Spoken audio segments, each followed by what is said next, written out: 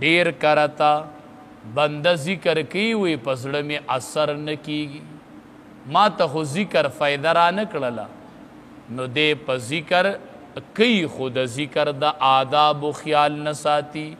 تضرعا په عجزی سرا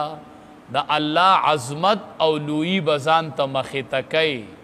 چې ذکر کوي چې الله وای نو د الله جلال عظمت د الله لوی دا بزان ته مخې ته کوي په داسې حالت کې دویم وخیفتن او په یره سره د یرې څه مطلب نو یو خو چې ذکر کوي نو تضرعا په عجزۍ سره د الله لوی او عظمت په مخې ته کې دویم وخیفتن مطلب دا چې خپل ګناهونه به مخې ته کې ستا په عباداتو کې کم کمی دی هغه ټول به ځان ته مخې ته کې یریږي به چې عبادت می قبول دی او که نه دی دا منځ می قبول دی او که نه دی ما خو منځ وکړو خو مونږ سوچ کړی چې منځ می قبول دی او که نه دی نو خیفتن په یرې سره ذکر چې کوي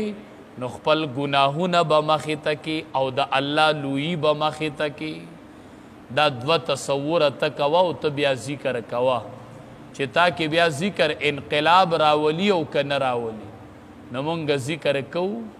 لګیایو خوړم غافلې لم بل ځای کې او په ژبه لګیایو شیطان وایي په دې استغفار پورې را خندا راځي چې په ژبه لګیایو زړی ښه غافلی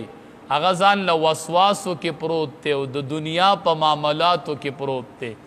او لاس کې ورسره تسبیح او تش لګیا دی او زړی غافله دی نو شیطان وایي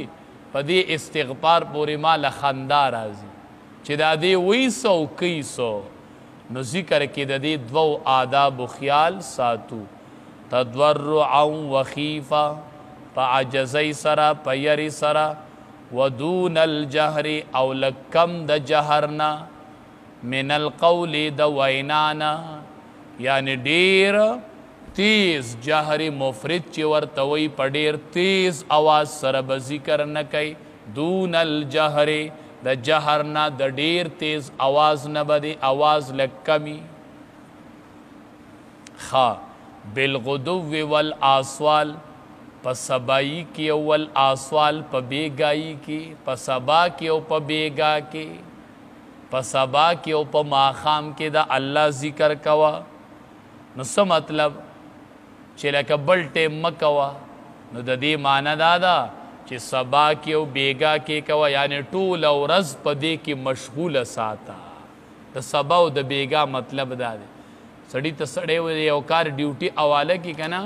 وی سار هم راځه او ماښام هم راځه مطلب یې دا دی چې ټوله ورځ راځه نو سبایی کې او بیګایي کې مطلب دا چې ټوله ورځ د الله په ذکر کې مشغوله اوسېږه او یا تېنه دا دی چې خصوصي دغه دوه اوقات نه دي په دې کې خامخا الله یادو خامخا رب العالمین وی دغه دوه اوقاتو احادیثو کې ډېر فضیلت هم راغلی دی د سبایی او د بیګایی غدو کم وقت ته وی او آسوال دا وقت چې دی غدو د سحر د مانځنه واله د اشراق پورې او آسال د مازیګر د مانځنه د ماښامه پورې دې ته بالغدو والآصال وایي او د دې ډیر فضیلت د دې دوو اوقاتو په احادیثو کې راغلی دی نو دې کې ذکر و اذکار ډیر کوئ مازیګر مانځنه پس ماښامه پورې او سار نه د اشراقه پورې جماعت کې کینئ او یادوئ الله چې څو پورې اوداسه کیئ نو فرشته دعا کوي اللهم اغفر له وارحمه یا الله